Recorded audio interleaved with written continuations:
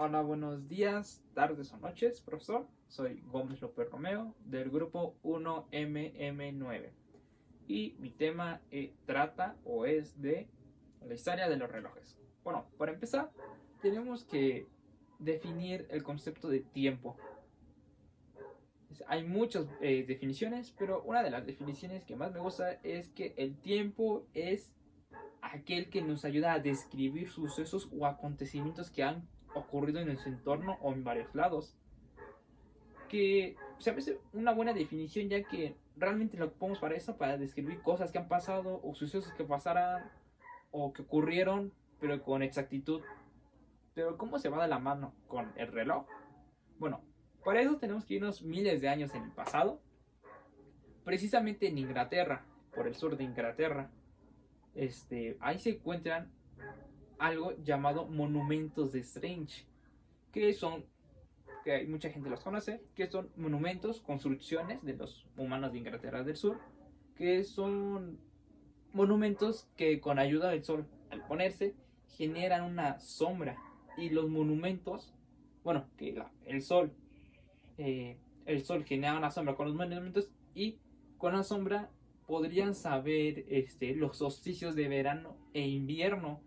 Es algo sumamente increíble cómo la gente de aquel entonces podían saber cosas con métodos muy, a mi muy arcaicos, muy anticuados, pero eran lo que tenían y aún así lograban llegar a un cierto grado de exactitud. Ahora vámonos a Egipto. Los egipcios ocupaban algo similar que Inglaterra, pero ellos tenían construcciones llamadas obeliscos, construcciones grandes, que funcionaban con el mismo principio. El sol al ponerse, igual en puntos estratégicos o puntos exactos, al ponerse genera una cierta sombra, y con esto la sombra generada en el suelo, había como un círculo con varios escritos que dependiendo de dónde está la sombra determina qué hora del día es. Ahora en Roma y Grecia ocupaban algo similar, pero un poco más pequeño, si lo puedes decir así. Ocupaban algo llamado reloj del sol, que es algo muy conocido, creo que casi todos lo conocen, que es una vara o un palo, que en sí se llamaba doma o goma, que era puesto sobre un plano, que con el mismo principio, el sol al ponerse genera una sombra. Igual tenía escritos que dependiendo de dónde está la sombra, dependía la hora del día. Y a pesar de que eran maneras de poder aproximar una cierta hora o una a qué horas era un aproximado, realmente no se acercaban a nada de lo que tenemos hoy en día o lo que pasó después, ya que estos, a pesar de que sí te daban un aproximado, eran muy imprecisos, ya que un ejemplo de los romanos y los de Grecia con su reloj del sol es que tenían horas fantasmas, yo las llamo así, ya que un ejemplo en verano, al ocupar ese método, tenían horas que les faltaba y les sobraba, ya que en verano tenían 12 horas más en el día y 12 horas menos en la noche. O sea, era un sistema, o bueno, era algo que sí les ayudaba, pero realmente igual les afectaba. Y el chiste de un reloj es determinar el tiempo con precisión o lo más cercano a la precisión, y pues horas de retraso o que horas que faltan o sobran, pues no es nada de precisión, a pesar de que cumplían con algo, unos fundamentos. Pero bueno, en Egipto y en Roma, bueno, en Grecia y en Roma, no solo ocupaban el reloj de sol, también ocupaban lo más conocido es el reloj de arena, el fuego o el agua, que bueno, el reloj de arena, casi todos lo conocen, era como una especie de, ajá, de como de piezado hecho, que donde en un extremo superior estaba la arena y caía por ayuda de la gravedad. El del fuego era un poco más sencillo, nada más era lo que tardaba la llama en apagarse, y el del agua Era un contenedor con un pequeño orificio abajo, y un pequeño orificio, y caía el agua y tardaba en caer. Eran formas de medición sumamente buenas aquel entonces, pero esas últimas tres eran más como un cronómetro que como un reloj o como algo que se ocupa el día a día. O sea, sí funcionaban, pero realmente no, no daban como, no era tanto como el reloj del sol. Pero bueno, esos en sí se ocupaban cuando habían eclipses, ya que pues, no se podía ocupar el reloj del sol. Pero bueno, para eso vámonos a Asia, en China, en donde se creó una máquina impresionante, increíble, que se llamaba el reloj del agua, que era tan impresionante que hasta en los registros cuenta que la gente quedaba simplemente impresionado por la grandeza y por la increíble máquina que se había construido. Pero, ¿cómo funcionaba? Bueno, el reloj de agua funcionaba con un sistema de una rueda y otra rueda, algo así, que en esa rueda había pilares donde caía el agua, giraba y se llenaba en la otra rueda habían como botes bueno, sí, botes o contenedores que recibían el agua y este tardaban en llenarse, hasta cierto punto de llenarse se cambiaba al siguiente contenedor y generaba un ruido por el sonido de generar eso, y al llenarse se tardaban un cuarto de hora, y en un reloj más preciso que los anteriores, se puede decir así, un reloj, ya están entrando en mis relojes, pero bueno, sí ayudaba, ya que la gente sabía que al escuchar ese sonido ya pasaba un cuarto de hora, 15 minutos. Así se llegaban a saber cuánto tiempo han tardado en hacer tal acción, o cuánto tiempo se van a tardar en hacer algo, o cuánto tiempo van a tardar en llegar. Sí, sí, era un poco más preciso que los anteriores, ya que los otros no decían que con la sombra estaba a cierta hora del día, y con eso pues ya más rápido y más sencillo, a mi parecer. De ahí, de ahí nos vamos otra vez a Europa, en la Edad Media, que igual empezaron a crear sus sistemas de medición o sus relojes, se pueden llamar así, para determinar la hora del día. Y en esos casos ellos, bueno, se empezó a inventar algo que se llamaba campana, que era una campana que tenían dos contrapesos, pesos en los exteriores, y al generar un momento externo, eso sonaban y generaban el sonido del tiempo, a pesar de que era muy simple. Algo de la campana que se llamaba calang, creo que así se llamaba, en latín se llamaba campana, ocupaba un mecanismo que se empezó a que se implementó incluso en relojes posteriores o sistemas de medida posteriores, incluso en la actualidad se sigue implementando, que es el escape. ¿Para qué es el escape? Bueno, el escape es un sistema, es un mecanismo que ayuda a que en la campana, al generar ese esfuerzo, libere energía, y eso hace que libere correctamente la energía. Después se hizo otro tipo de reloj casi similar, que es como una rueda con dos contrapesos, y en esa había ¿cómo se llama? Algo que se llama foliot, que era como una placa o una barra de metal, que al generar el movimiento sonaba y pues nos daba el tiempo. O sea, sonaba cada tanto rato o cada tanto tiempo transcurrido, y ya se podía aproximar. Después, hubo, ¿cómo se dice?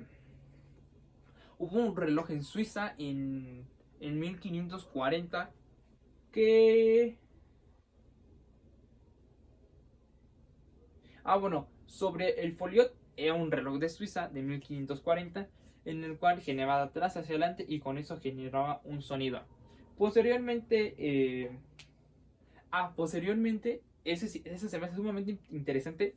Un académico, astrónomo, físico y matemático, Giovanni de Doni, de Italia, él creó un reloj o una máquina que, que no solo nos daba el tiempo, que ocupaba el sistema de escape, que ocupaba los sistemas del anterior, sino que esto nos ayudaba a saber incluso la posición de los planetas, astronomía, pues nos ayudaba a predecir eclipses con su máquina. Era algo sumamente complejo al tiempo que estaba hecho, porque no solo nos daba el tiempo, o sea, nos daba varias cosas.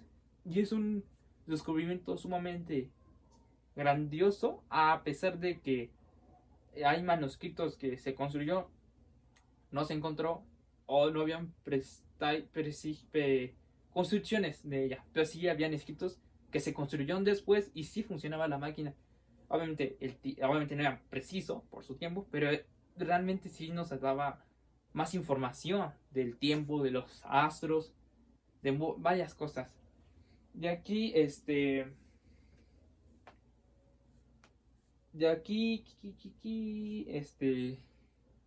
de aquí se empezó a implementar algo llamado muelle.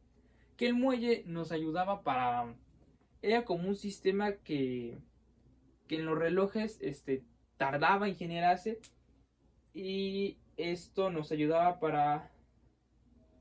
Eso era como una recuperación. Ya que los contrapesos eran muy grandes. Y pues para tener en la casa era mucho. O sea, se ocupaban más en zonas mucho más grandes. Y para casas se ocupaban muelles que eran como resortes, si lo podemos llamar así, eran como un tipo de resortes que al generar la acción del tiempo, generaba el sonido, ¿no? El tiempo, ¿no? Lo cuanto iba a tardar. Obviamente eran relojes mucho más grandes, ¿no? O sea, no eran muy chiquitos, ¿no? Y esto, el muelle se activaba y funcionaba. Reducía considerablemente el tamaño, pero el problema de los muelles se presenta que se empiezan a desgastar con el tiempo, al uso, al desgaste, a la suciedad, a la temperatura en general. Y, y no, bueno, sí le afecta ya que al desgaste tarda, empezamos otra vez a tener el tiempo perdido o el tiempo muerto, ya que al día podría almacenarse 15 minutos. Eso significa que al día, al ocuparse, y y se desgasta, o sea, se ocupa y se desgasta, se ocupa y se desgasta, se perdían 15 minutos, o sea, se tardaban más en recuperarse y con eso perdían 15 minutos al día. Así que, posteriormente hubo un descubrimiento muy significativo, ya que la persona llamada Seth Hoffman, era un aficionado a los relojes, era un coleccionista a estos mismos, y durante su colección de relojes había algo sumamente particular, ya que había un reloj que estaba muy adelantado a su época, que es el reloj de péndulo que funcionaba con muelles, con muchos muelles, y igual y con el escape, y tenía un contrapeso abajo y generaba las oscilaciones y con eso generaba el tiempo. Pero lo que es interesante en este caso es que faltaba mucho, faltaba años para que se patentara. O sea, no es, o sea, sí es algo impresionante, ya que él lo tenía, pero faltaba aún incluso tiempo para poder patentar ese. No estaba completamente desarrollada esa idea y ya alguien lo tenía algo similar, algo que se acercaba. Tampoco era la versión completa, no, o sea, era algo similar que se acercaba, pero estaba muy adelantado.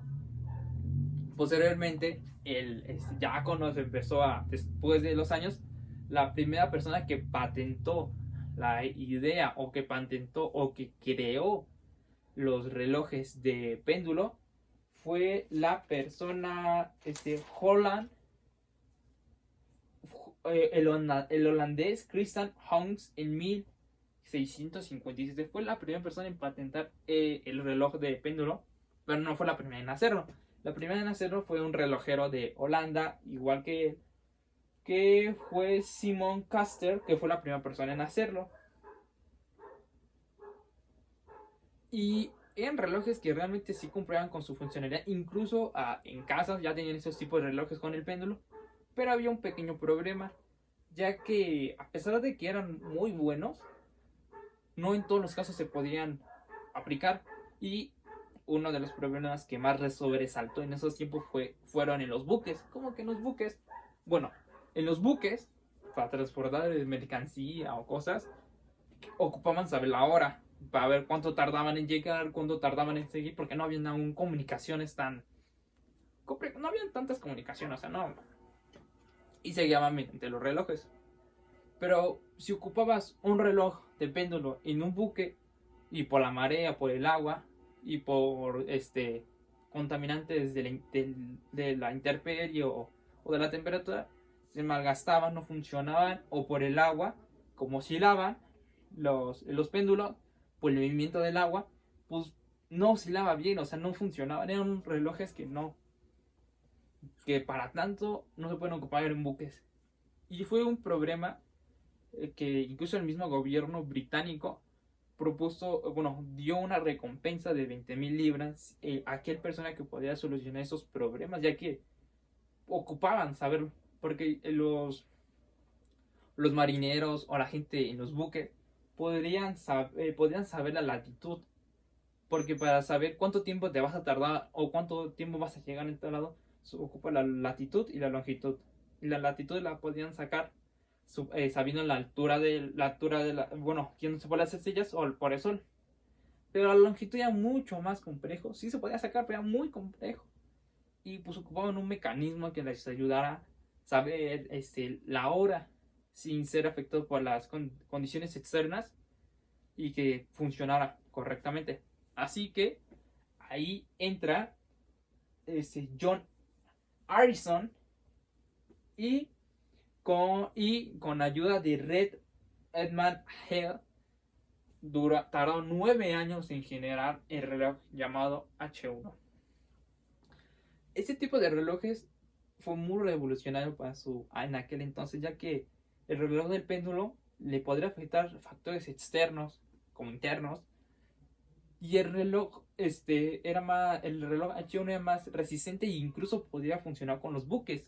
Este tipo de reloj era más pequeño, obviamente cada vez se reducen más los relojes, y funcionaba con muchos escapes y muchos muelles, demasiados muelles, pero con eso no le afectaba la gravedad, o sea, no le afectaba la gravedad, no le afectaba la latitud ni la amplitud, no como los de péndulo. Y eso sí funcionaban en los buques, incluso cuando se pudo construir el reloj H1 después de 9 años, hubieron muchos viajes de los buques, y en todas las misiones o todos los viajes de los buques, el reloj dio la hora con sumamente precisión y exactitud, eran más precisos que los otros. Y posteriormente esas dos personas, Harrison y Real Edmund Hill, construyeron el H2, el H3 y el H4, que el H4 se considera el reloj más importante de la historia, ya que revolucionó varios conceptos, más preciso que sus antecesores, más pequeño, obviamente, cada vez hace todo más pequeño, pero algo que notó John Harrison, que vio que los relojes pequeños, muy pequeños, podrían ser más eficaces, ya que los relojes más pequeños, con pequeños equilibrios de alta frecuencia, resultarían mucho más estables al movimiento que sus antecesores. Eso significa que al ser más pequeños los relojes, puede que sean más equilibrados, o sea, que tengan mejor precisión que los relojes más grandes. Y es algo revolucionario que él mismo descubrió, aparte de crear un reloj que ayuda a la navegación, porque ayuda a la navegación de los buques. Él tuvo una idea revolucionaria sobre relojes pequeños, que posteriormente fue patentada por el rey.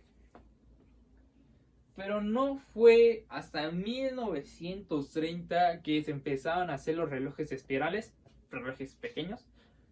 ¿Cómo eran los relojes espirales? Que en su parte interna del reloj tenían espirales similares a los muelles, que igual era como un resorte, era más como un resorte, igual que los muelles, pero un poquito, funcionaban mejor que los muelles y no se desgastaban tanto, o sea, tenía mayor efectividad. Pero con la idea de John Harrison, se empezaron a hacer los relojes pequeños que funcionen mejor, con mejor precisión. Y eso fue algo muy significativo, ya que los relojes incluso afectaban a la moda, ya que en aquel entonces, a finales del 18, las mismas mujeres eran como... Las mismas mujeres ocupaban mucho esos tipos de relojes, que son los relojes muy chiquitos, delgados, que funcionaban y daban la hora con precisión. Y ocupaban el sistema de resortes eh, que reemplazó a los muelles.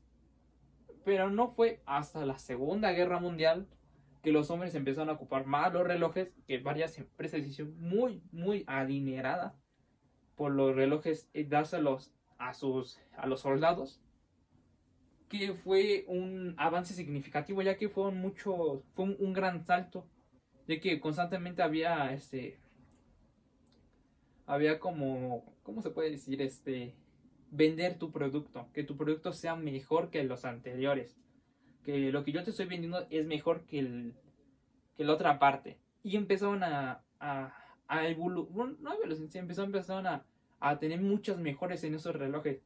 Llegó un punto que se empezó a... Llegó un punto donde ya es más en la actualidad que se aplican, que en los relojes, en las partes internas, tengan cristales o pequeños cristales de cuarzo. Pero eso es cómo funcionan. Bueno, esos pequeños cristales de cuarzo funcionan con cierto grado de corriente eléctrica. Empiezan a vibrar, pero al vibrar, vibran en una frecuencia constante y con eso se puede determinar el tiempo. O sea, como es constante, el tiempo va ahí constante. Y eso es más en la actualidad. Ocupan los escapes, ocupan los muelles, pero ahora están ocupando más cosas revolucionarias, más cosas más actuales para que funcionen. Y esos tipos de relojes son más precisos, ya que en el caso de los relojes de péndulo que tenían tiempo muerto de... No, de los relojes, de los otros relojes que tenían tiempo muerto de 15 minutos al día, esos tenían segundos, o sea, al día, o sea, eran muy, muy precisos con exactitud. Y así pasó hasta que en 1955 el doctor Ramsey creó el primer reloj atómico, que se me hace algo sumamente increíble, y todo eso se basa toda mi exposición se basa en el reloj atómico, que se me hace algo tan increíble de cómo algo simple con construcciones o monumentos y con el reflejo del sol lleguemos o se llegue a cosas que sean con los átomos, o sea, con medidas muy precisas. El doctor Ramsey, de reloj atómico, él tomó la frecuencia o el movimiento de los átomos con el devén. O sea, el devén es como el movimiento que se genera de los átomos. Y eso es una precisión sumamente nanométrica. No, no, no es nanométrica, es tan pequeña, es tan preciso eso, que el margen de error es muy, muy bajo, como el tiempo perdido. El tiempo perdido, en ese caso, si no mal recuerdo, son 17 millones. No, en un segundo perdido sería 17 millones de años. Y aparte fue mejorado porque inventaron hidrógeno. Y el tiempo perdido de un segundo va a tardar más. El tiempo perdido significa que lo que pierde es el reloj por el tiempo, porque hay pérdida de tiempo. Pues tan preciso que nos da un tiempo sumamente tan pequeño. Y eso se me hace impresionante porque investigando, los satélites funcionan con esto, muchas máquinas funcionan con esto, incluso hay computadoras que ocupan esto, que son tan precisas que nos ayudan a saber y determinar incluso las horas del día, una precisión sumamente inimaginable, satélites, GPS, ¿no? Computadoras, o sea, es algo sumamente preciso. Incluso las computadoras ocupan el sistema incluso ocupan los cristales de cuarzo, obviamente otros sistemas, pero lo ocupan. O sea, es sumamente impresionante a mi parecer de cómo llegamos a algo tan simple como monumentos, a algo tan como cristales que con frecuencia, con electricidad, que al juntarse vibran a cierta frecuencia y con esa frecuencia funcionan varias cosas. Igual los relojes atómicos se me hace algo increíble, jamás, sabes, algo impresionante. Y con todo eso quiero llegar a que, bueno, la exposición lo hice porque me gustan los conceptos del reloj atómico. Y que aparte a mí se me hace algo impresionante de cómo la gente en su día a día no se da cuenta de lo que tiene a su alrededor, porque un reloj, pero también lo ocupa en un teléfono, en una computadora, en un satélite, cuando ocupas el GPS, todo está conectado y se ocupa el tiempo y el reloj. Por eso en la pregunta del inicio decía, ¿por qué se relaciona el tiempo y el reloj? Porque el reloj, con el reloj podemos calcular el tiempo y se van de la mano y todo lo ocupamos al día a día. Todos ocupamos un reloj o tu teléfono que te da la hora, el tiempo, o sea, todo está relacionado y a mí se me hace algo sumamente increíble cómo ha evolucionado a través del tiempo y cómo esto nos ayuda en nuestro día a día para realizar actividades y acciones. Bueno, eso sería todo. Muchas gracias. Gracias, profesor. Perdón por si mi voz está muy chillona. Muchas gracias y que la pase bien en sus fiestas.